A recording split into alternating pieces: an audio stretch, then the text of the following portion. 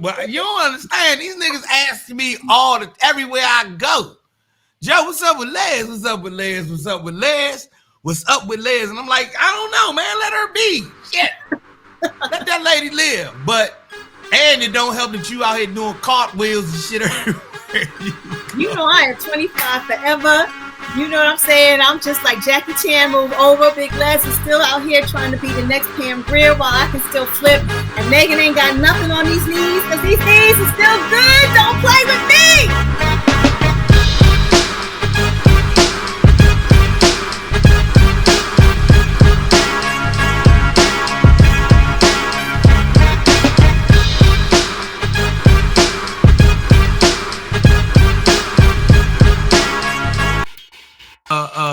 I have a story I like to share about, working with you. I have a million stories. So here's the thing. We're not going to get into everybody's sensationalism. I'm not about to tell rap secrets.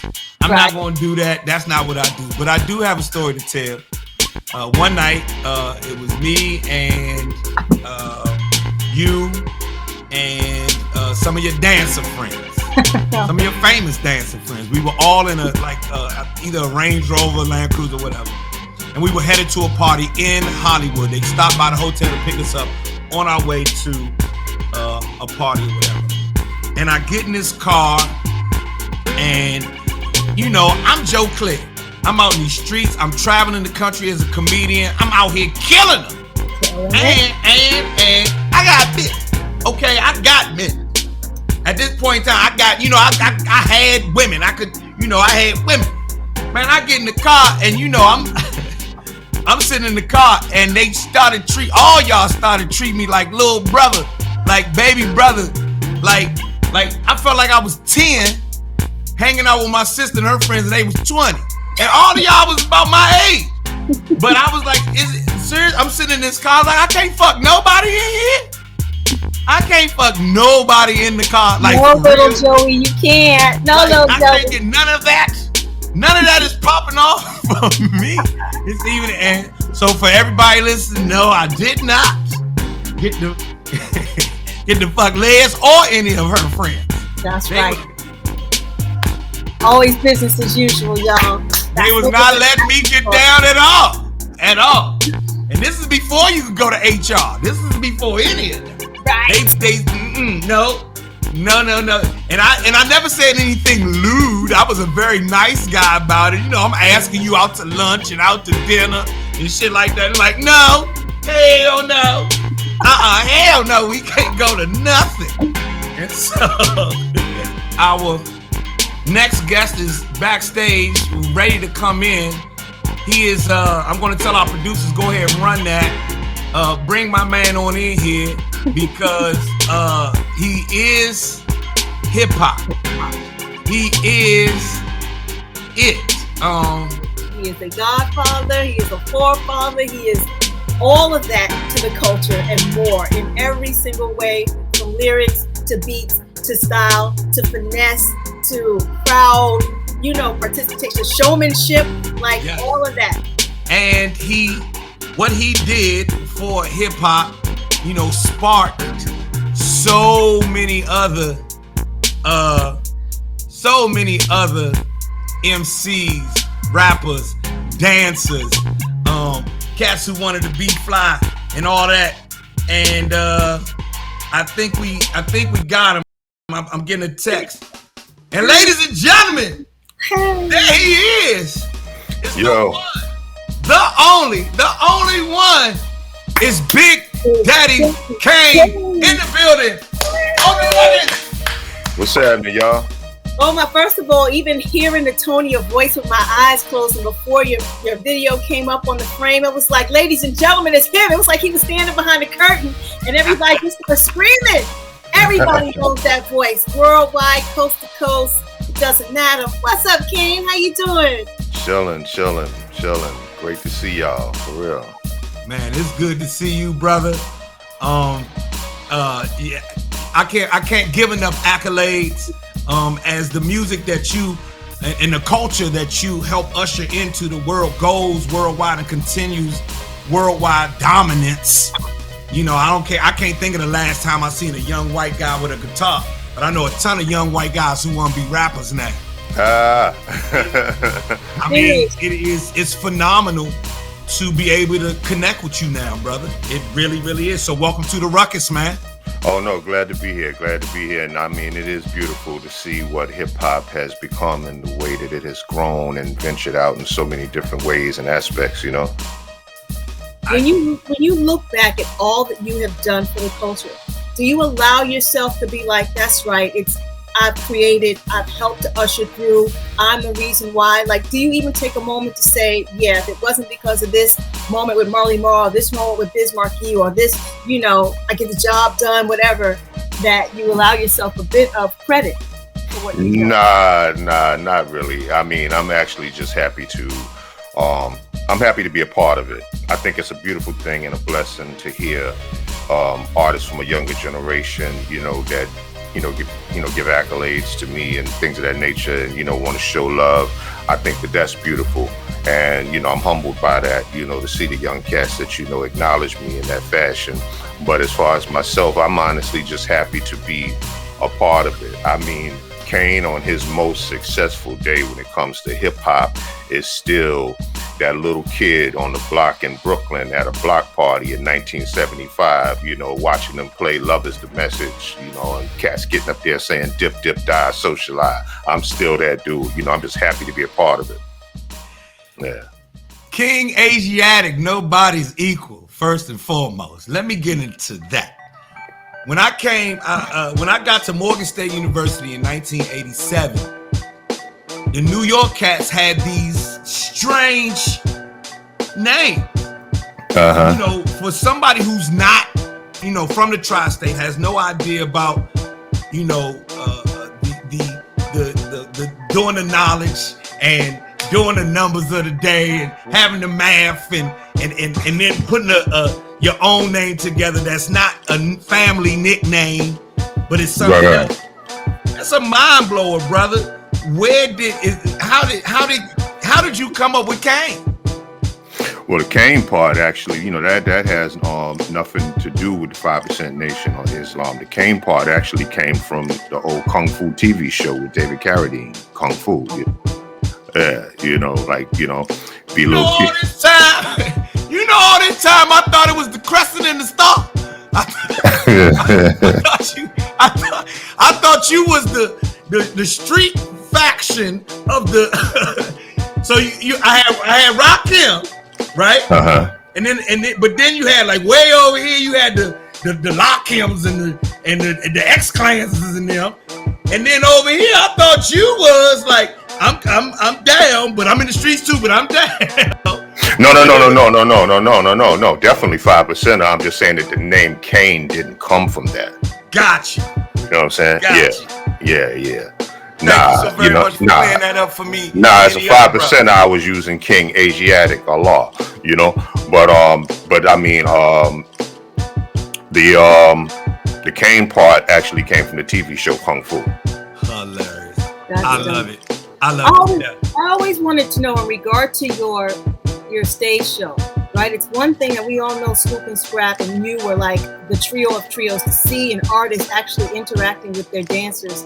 A few things is, one, did the label ever try and talk you out of having dancers? And two, why was it so important for you to have two dancers, or male dancers even, and never female dancers? Well, no, Les, I did have female dancers for a brief moment when Scoob and Scrap stopped dancing. I tried using female dancers, but in the beginning, it was important because of a video I'd seen, an old video I'd seen of James Brown and the Flames, and when I saw them going into their routine, I think they was doing Night Train. I can't remember. It was something they was doing. And then when I saw James Brown do the split and Bobby Bird pull him up by his hair, I was like, oh yeah, we got to do that. This is crazy. You don't understand. That part of your stage show has made such amazing impact for other artists to step their game up. Even if they weren't dancers. Like, I remember talking to Dougie Fresh and him using like some of the guys who were break dancing on Times Square. He's not a dancer, but he felt like it was really an integral are a necessary part of the show, simply just because it's something that you did, you know? So you gave all of us a lot of work, male and female wise. So thank you for making it cool to see dancers and hip hop artists on the same stage. And you did the damn thing with it, Ma, like in a real kind of way. For real, you did the thing, you know? Rather in person or silhouette. You heard? Yay! You know what I mean? I don't think you know, but the first time that I saw, I go to work? One of the videos, oh my God, my brain just had a fart. But Get the job done? Yes, to this day, I am so sick that I am not in that video. The girls with the breaking the cement, and I was just like, jackhammer. Beat was hot and sexy, and I'm just like, that to this day I'm sick about. So if you ever do a remix, I can still flip, call you girl, let's go. Sound like a plan. You know, back then it was the type of thing where that era in the late 80s, we were just transcending from the breakdancers being super popular in videos, you know, like, you know, Lionel Richie and, you know, so many others that was using breakdancers, you know, and for us to like use like myself, Heavy D, we're using the cats that's pretty much doing the club dancing styles that you see in the Latin Quarters, Union Square, Rooftop, and so on, you know, and introducing that to the world, you know, I thought was, you know, unique and a change in hip hop. I got a rapper question. What? Or I don't know, because I've never asked anyone this one. Do you have a favorite or best verse that you think you ever put out? Like your favorite verse or your best verse?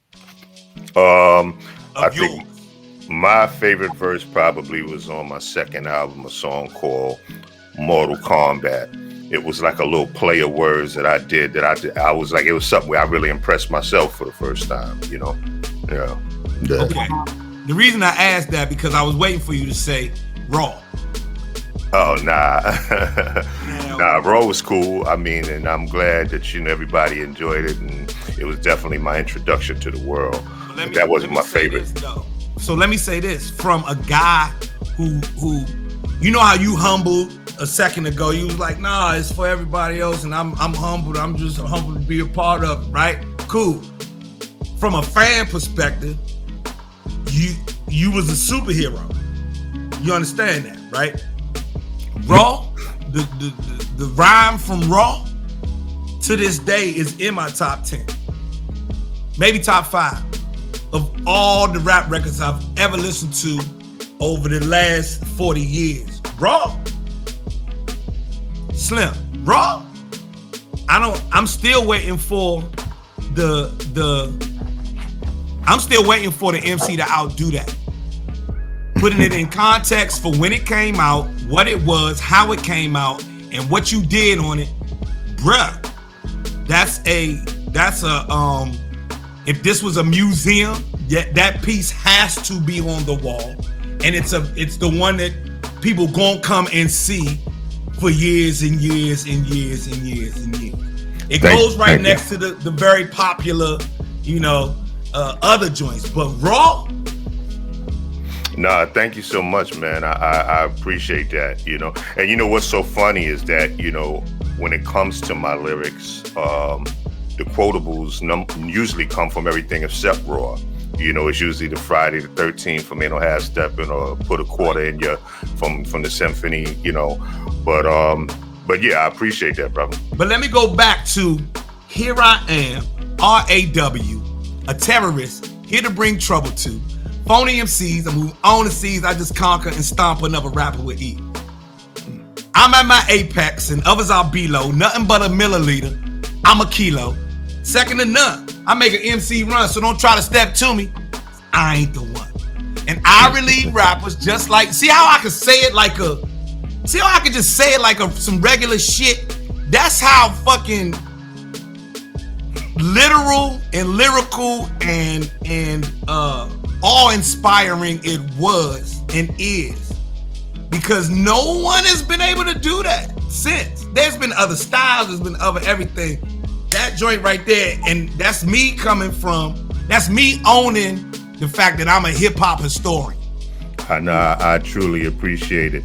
Like Les, I don't know if you remember like the first joint that I had, the Just Rhyming with Biz, you know.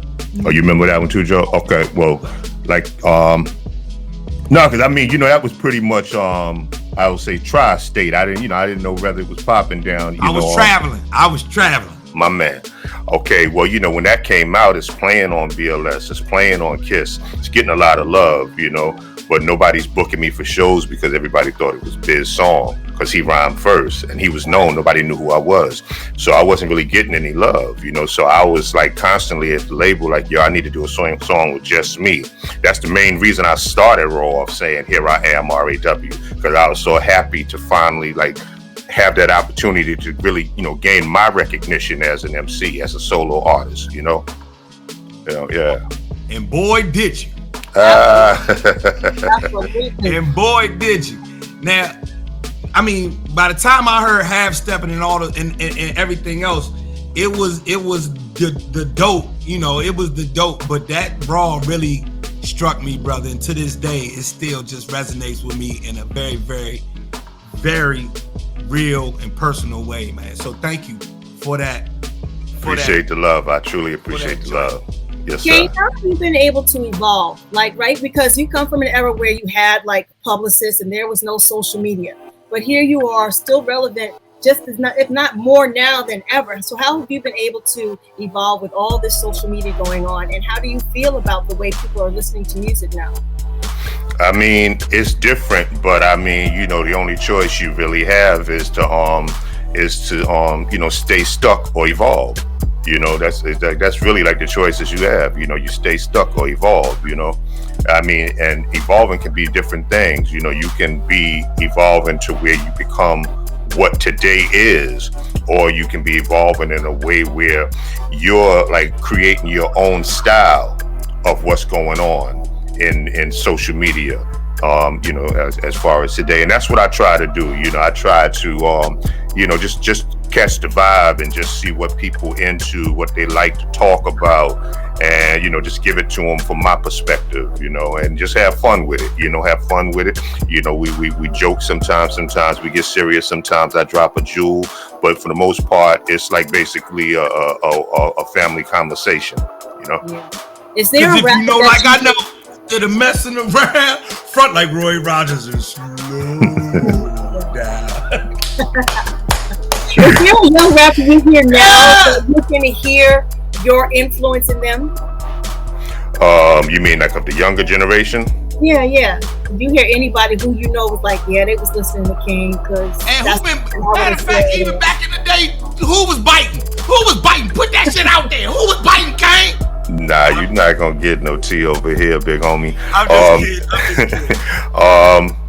But right now with this younger generation, no, I can't really say I've heard anyone like from past generation. You know, I was, you know, there's certain, you know, I could hear it. You know, I could hear it a little bit, a tad bit in Big. Definitely Subject Matter, you know, with Big. I could hear it in Jay-Z. I could hear it in Eminem, you know. But I mean, you know, these brothers have said it themselves, though, you know. So, you know, it is what it is. I personally, you know, I'm a jazz head as well. So okay. I can hear how a style gets taken, broadened. Like you just named 3 bomb MCs who you can hear your influence in. And then I can hear their influence in guys. Yeah. So, you know, from that, using that formula, yeah, I still hear your influence. Very much so. Well, that's a good thing. I'll take that, man. And I mean, since we lived it, we kind of take it for granted. You know what I mean? We lived it, we saw it, and after a while, like, yeah, it's just what it is. Your impact was so big that it just became what it is. And I believe we just take it for granted when we would hear it. We don't necessarily go, you know, that's Kane. But me, since I'm you know, I'm a nerd and I'm goofy. I'm a husband now. I don't do shit, but all I got is Instagram and dinner. I basically, yeah, I'm a husband. All I got is Instagram and dinner. That's the highlights of my day. So I study what we're putting out in the world, and I can definitely still hear your influence along with the MCs from your era and all of the things that you bought from the 70s into the 80s and the 90s. It's still playing out. It's still going on. Maybe one day I'll try to do an exhibit or something that explains all of this. Well, actually right now I am filming a documentary called Paragraphs I Manifest. And that's what it's based on, lyrics and hip hop. That's what we discussed in there. I'm having conversations with KRS-One about the BDP Juice Crew battle. We're talking about that, and battle rap. I'm even talking to some of the battle rappers like Averb and Goods the Animal, discussing battle rap today as opposed to battle rap in the 80s, and late 70s. We're talking about how different it was. I have Eminem and Jay-Z, Common, and others, talking about, their method of writing lyrics and things of that nature. And it's coming out beautiful. And it's a piece that I really wanted to put together for the younger generation in hip hop, just to understand the importance of lyrics, hear it from my point of view and some of their heroes' point of views, and just understand the difference in, putting lyrics together, How important to you is the freestyle or the battle? But an artist to be able to freestyle, really get into the cipher, not have something memorized or written. Because we even see sometimes, like on the BET show or whatever, where even though the artist is supposed to be in the freestyle battle, everybody behind him knows all the words. So how, you know what I'm saying? Well, let me show you something right there. In the documentary, you're hearing Melly Mel and Grandmaster Caz explain the true definition of freestyle. Because what Joe was talking about on Raw, that's a freestyle, but it's a written rhyme. See, I think probably in the late 90s, that's when things started changing. A younger generation started saying that freestyling is going off the head, but really that's what we call going off the dome. Now, in the documentary, you hear Kaz and Mel refer to it as going off the top, because I guess that's the term they used in the 70s. But the 80s, we said off the dome, But that was what that was when you just making it up on the spot, called off the dome. A freestyle was actually a written rhyme. Raw, that's a freestyle. Rakim verse on I Ain't No Joke, freestyle. KRS poetry, freestyle. And it's all written. What it means is that the rhyme is free of style. It's no subject matter. Like Lottie Dottie is about girls, Night of Living Bassheads is about, drug addicts. You know what I'm saying? So it's no subject matter. It's just a rapper just bragging and boasting, just rhyming about whatever he want to talk about, And that's in the documentary. But to answer your question, I think that to have the ability to go off the dome is a great asset for a battle rapper, because now you can look at something and see something corny that he wearing or something raggedy that he wearing, and crack jokes on him and about that on the spot, as opposed to what you already had written and prepared. Now you got new material right in front of you. Yeah, I love it. This is what the Ruckus is about, being edutained people, right? I love it. Yeah. And the beautiful thing about it is that it's something that I don't have to debate with nobody about. Because it's like this here. How the hell you gonna argue with Melly Mel and Grandmaster Caz about what lyrics is about? Right. You cannot. Yeah. Does everybody see the blood on the wall from my head exploding? From what Kane just finished breaking down for me? And all the heads out here who, bruh, thank you, a million. I can't wait for this documentary to come out. I'm so looking forward to that. No, absolutely. We can't let them go just yet, Joe. I really what you need to know. I just want to play a little bit of a game. Okay. We got one little game, Kane. A little quick game. I'm going to give you the name of some MCs, and I want you to tell me the first thing that comes to mind about how you feel about them, or whatever, when you hear their name. Let's start with Nas. Lyricist. Great Cool lyricist. Cool G Rap. Great lyricist and one of the pioneers of gangster rap. Rakim. Great lyricist and a game changer. Jay-Z. Jay-Z, great lyricist, great songwriter, and probably one of the most effective game changers in hip hop. Let's go, LL. The GOAT. LL is the greatest of all time. You know, I mean, it's like that brother. Like, yeah, his career, his catalog is immaculate. Yeah. A couple of more. Tupac. Probably I would say like the hip hop Bob Marley. You know, I mean, this brother, his lyrics just touch the heart, man. His lyrics touch the heart. Bob Marley, yes. There you go. Queen Latifah, such a great spirit and amazing artist. And I would probably call her what's the thing that Clarissa Shields call herself? It's a female word she used for GOAT. I forgot how she worded, but yeah. Ice Cube. Great lyricist that I think really changed the view of West Coast hip hop for the rest of the world. And gone but never forgotten, Guru. Guru was that monotone, smooth, amazing lyricist that you could just sit back, relax, and just listen to everything dude spitting. It's like when a Gangstar record come on, as hard as that Primo beat is, I don't even want to dance, man. I just want to nod my head and vibe out to what Guru's spitting. Love it. I love how you feel affected by them, but also know that they were also influenced by you as well. So please take that with you.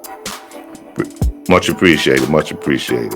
Ladies and gentlemen, this is the Ruckus, and that is the one and only Big Daddy Kane. Kane, thank you so much, man. I really appreciate you, brother. Glad to be here. Thank y'all for having me. Much respect, peace, and love. And we love you, man. Be well. Les. Chloe, you don't understand. I'm figuring it out. I think we back. I don't know what the fuck everybody else doing, but I think we back. I think that just did it right there. I don't give a fuck who you got for the interview. You ain't got Chris Webber and Big Daddy Kane. No, you don't. You smell like a pack of Newports and a box of chicken and 5-piece with fries and a cold beer. It don't get no blacker than what we just. Listen, just wait till we get back on set, in studio, live and in person, and really just kind of get to feel and be back in the room with each other. It feels good to know that they have as much love and respect for us and what we've done and the platform that we give. And like I said, they feel so comfortable to speak to us because we were there.